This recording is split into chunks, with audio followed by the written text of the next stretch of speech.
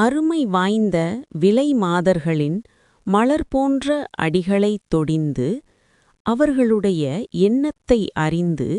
இடுப்பில் கட்டிய ஆடையை அவிழ்த்தும் அங்குள்ள அரசிலை போன்ற உறுப்பைத் தடவியும்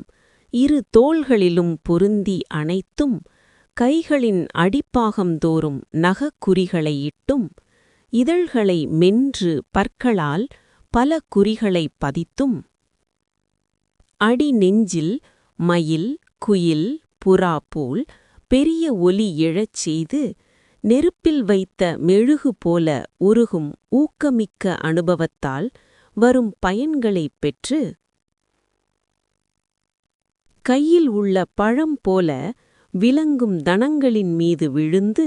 உடல் கலங்கி உருகி அமுதம் பெருகும் பெருத்த உந்தித் தடத்தில் முழுகி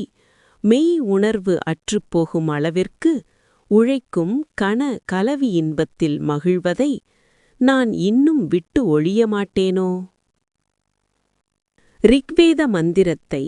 7 வகை ரிஷிகளும் அறியும்படி உபதேசித்த சிறப்புடையவனே,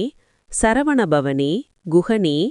இனிமையும் இதமும் தரும் அழகிய 6 முகங்களைக் கொண்ட வேளே, இலக்கணமும் இயலும் இசையும் ஒன்றாக விரியும் மிக இனிமையான கவிகளாக செந்தமிழை திருப்புயத்தில் பாமாலையாக அணிந்தவனே,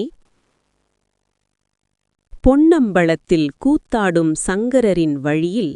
அடியவர்களுக்கு திருக்குருந்த மரத்தடியில் அருள் வழங்கிய குருநாதரின் திருக்குழந்தையே, திருப்பரங்குன்றத்தில் வீற்றிருக்கும் சரவணமூர்த்தியே, பெருமாளே, சரணம் சரணம்.